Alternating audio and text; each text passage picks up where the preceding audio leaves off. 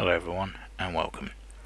In this video I'll be showing you how to navigate in the T-45 using a preloaded flight plan, and I shall also be showing you how to tune into an ILS and use that for landing. So as you can see, I've made a small flight plan here. Should be around about 12 minutes going up Mare of Leeming to ST34 Top Cliff, Bavdo, DO52O and back to Leeming.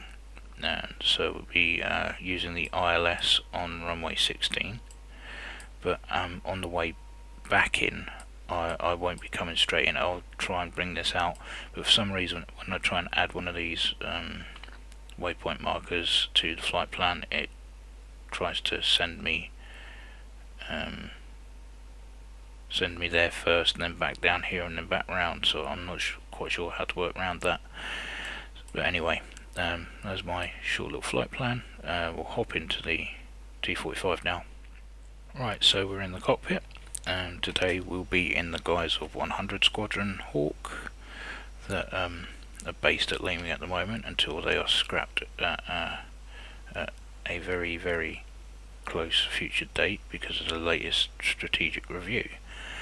So yeah, we'll be using this today.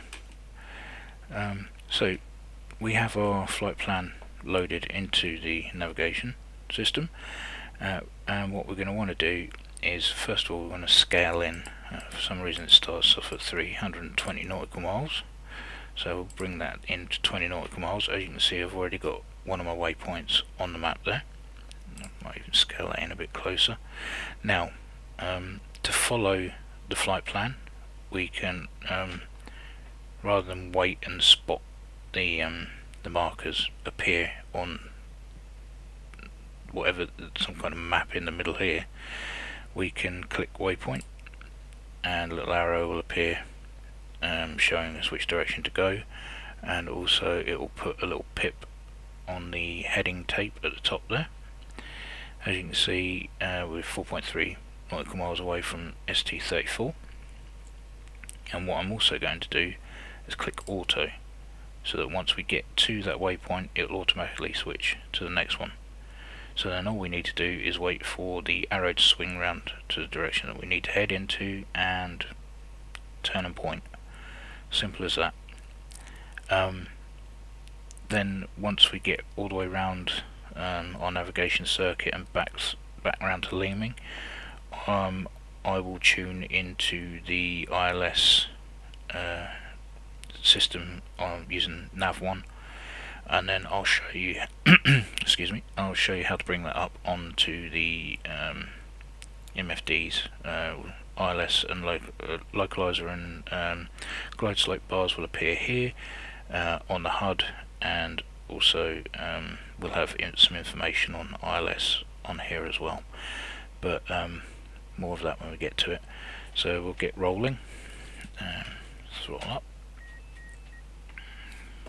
Yes, I'm aware I have the parking brake on. Okay, we're spooled up. Let's roll.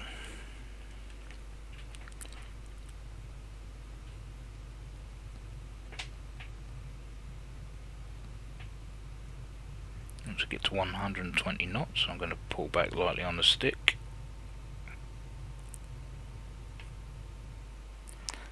And we're up. Gear up. Flaps up. Okay, so we'll head to our first waypoint. Can't really see anything through the HUD, so I'll be flying through the instruments. I have my backseater doing comms today, and we've reached the first waypoint and on to the next one. Okay, so leveling out now. 5 nautical miles away. Throttle back. Right, so we're heading to Top Cliff, which is an old training base.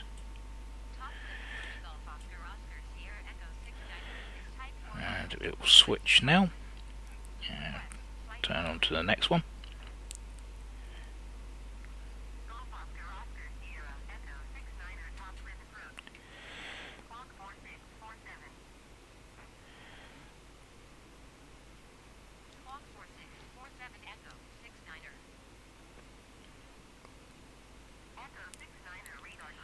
Leveling out, and we are 9 nautical miles away from Bavdo. Obviously you don't have to be directly over the top of it for it to switch to the next waypoint, so it makes life a little bit easier if you can just be a bit ahead of the curve, and just go on to the next one.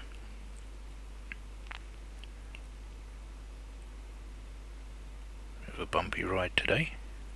Jeez.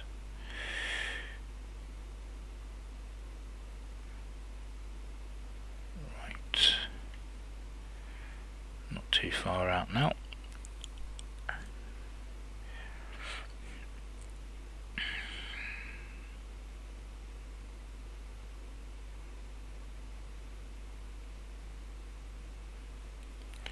Changing the colour will make life, no, it doesn't even make life easier on that either.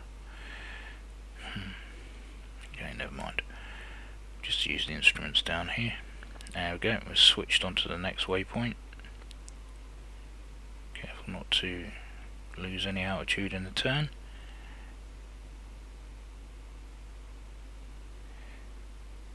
Okay, and now we are on to DO52O.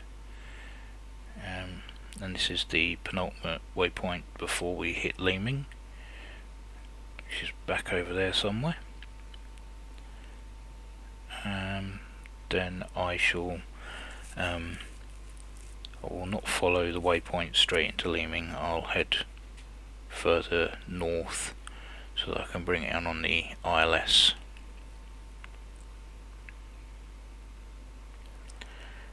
So once we get to DO52O, I will probably head straight west 270 and make my way in from there.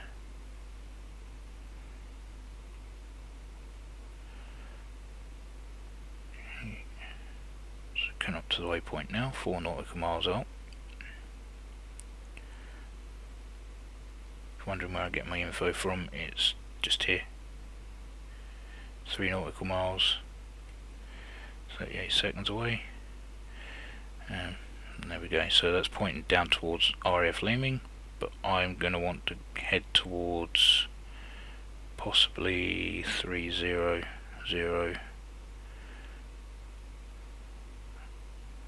I don't want to head directly in, I want to get the glide slope in.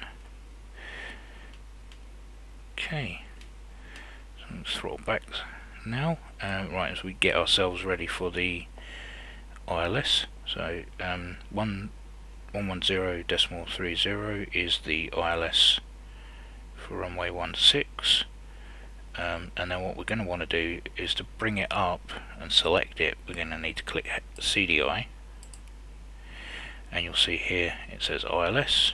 Click ILS, and now we'll have ILS bars on the ADI, and also we'll have a localizer indicator on the HSI, and we will also, when we get in line with the runway, have the localizer and glide slope show up on the HUD as well.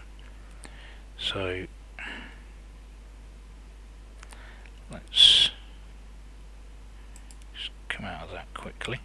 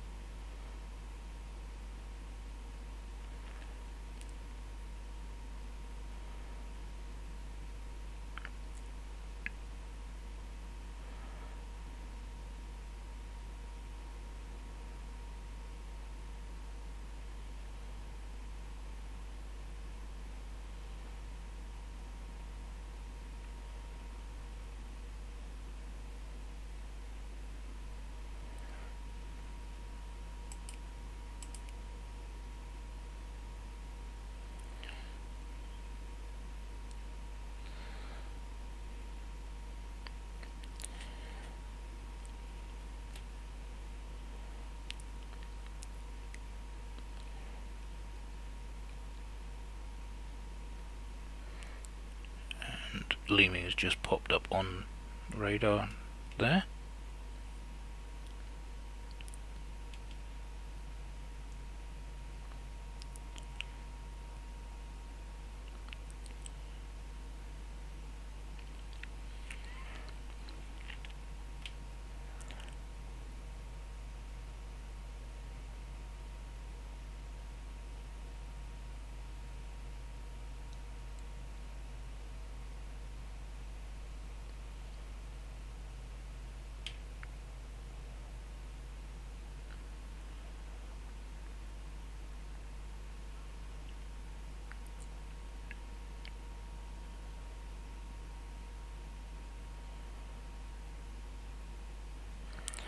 Okay, so there's leaming. What sort of speed? Bring the wheels down.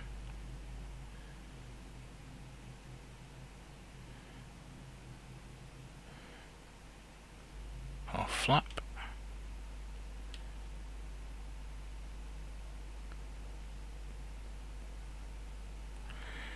Okay, now we can click the ILS.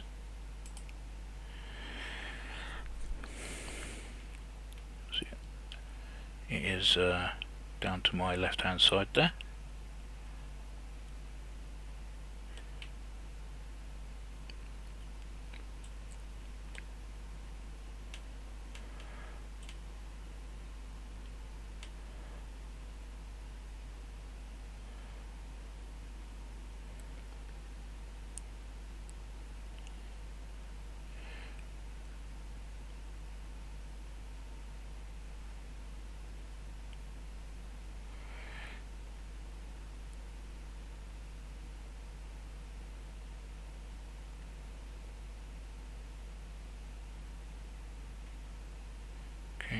And there we go, we're getting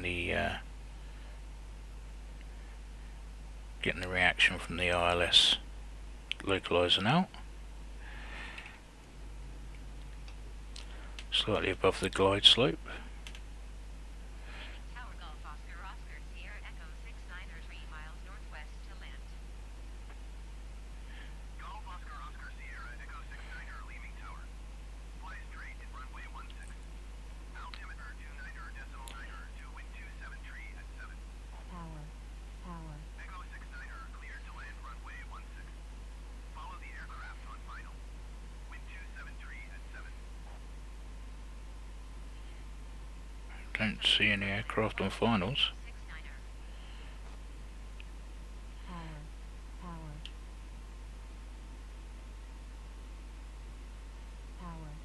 Okay.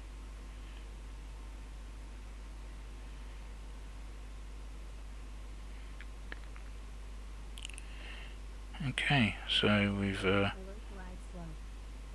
followed that into leaming, and we're down.